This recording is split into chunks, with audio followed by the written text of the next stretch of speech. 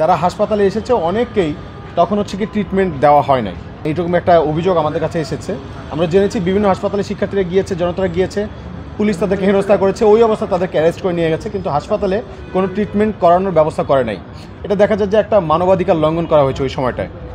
তো ওই সময়টায় যারা ডাক্তার ছিল, যারা ডাক্তার, তাদের সম্মান তো আমাদের কাছে অনেক উপরে, তাদেরকে আমাদের রাখি আমরা হৃদয় মণিকোঠায়। ডাক্তারদের সমান আমাদের কাছে এমন। তো এমন কিছু ডাক্তার ছিল যারা হচ্ছে শেখ হাসিনার যে দল, সেই দলীয় লেজুরভিত্তিক রাজনীতি করার মাধ্যমে তারা তাদের যে ডাক্তারের যে মর্যাদা, ডাক্তারের যে মহত্ব, এই মহত্বটাকে নষ্ট করেছে। হ্যাঁ, আমরা এটা মনে করছি যে তারাও শেখ হাসিনার দোসর। তো এরকম যারা আছে আমরা তাদেরকে ফাইন্ড আউট করেছি অলমোস্ট। তবে এটার বিপরীতে আপনারা এটা হয়তো জেনে থাকবেন যে অনেক ডাক্তাররা আছে, অনেক ডাক্তার ভাইয়েরা আছে, যে ডাক্তার ভাইয়েরা আন্দোলন চলাকালীন সময়ে শেখ হাসিনার এত বাধা নিষেধ থাকা সত্ত্বেও তারা লুকিয়ে লুকিয়েও চিকিৎসা দিয়ে গেছেন আমাদের ভাইদেরকে। তাদের প্রতি আমাদের সম্মান, তাদের প্রতি আমাদের স্যালুট। সেই আজকে এখানে আসা সেই সকল ডাক্তার ভাই বোন যারা আমাদের শিক্ষার্থী, আহত শিক্ষার্থী এবং ছাত্র জনতাকে, যারা ওই সময় শেখ হাসিনা এবং পুলিশি বাধা থাকা সত্ত্বেও তাদেরকে চিকিৎসা দিয়েছেন, তাদের প্রতি আমরা শ্রদ্ধা জানিয়ে আজকে তাদেরকে আমরা ফুলের সংবর্ধনা বা শুভেচ্ছা জানাতে আজকে এখানে এসেছি।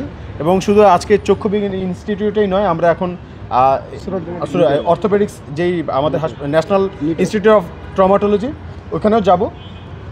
আমরা সেখানে গিয়ে দেখব, আমাদের যারা ভাইয়ের আছে তাদেরকেও আমরা দেখব, এবং যারা ডাক্তার আছে তাদেরকেও আমরা ফুলের শুভেচ্ছা জানাবো।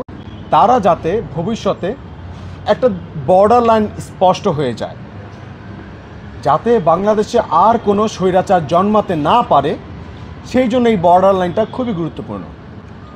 যারা অন্যায়ের সাথে সমর্থন করেছে, অন্যায় করেছে, তাদেরকে যেমন আমরা তিরস্কার জানাচ্ছি, যারা অন্যায়কে তোয়াক্কা না করে ছাত্র জনতার এই আন্দোলনে অংশগ্রহণ করে মানবিক যেই জায়গাটা, নিজেদের মহত্বের জায়গাটা আরও বলিষ্ঠ করেছে, ছাত্র জনতাকে হচ্ছে তারা সেবা দিয়েছে যত রকম পুলিশি বাধা থাকা সত্ত্বেও, স্বৈরাচারের নির্দেশনা থাকা সত্ত্বেও, তাদেরকে আমরা একদম সবাই যারা এখানে শিক্ষার্থী আছে তারা কিন্তু আমরা ফুলের শুভেচ্ছা জানাতে এসেছি।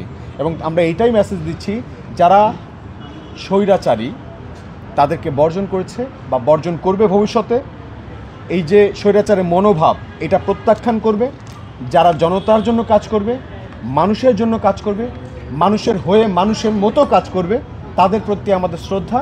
এই যে বর্ডার লাইন, তিরস্কার আর শ্রদ্ধার জায়গাটা, এইটাই স্পষ্ট করার জন্য আজকে আমাদের এখানে আসা। এখানে ঢাকা বিশ্ববিদ্যালয়ের শিক্ষার্থীরা এসেছেন, আপনারা সবাই দেখতে পেয়েছেন।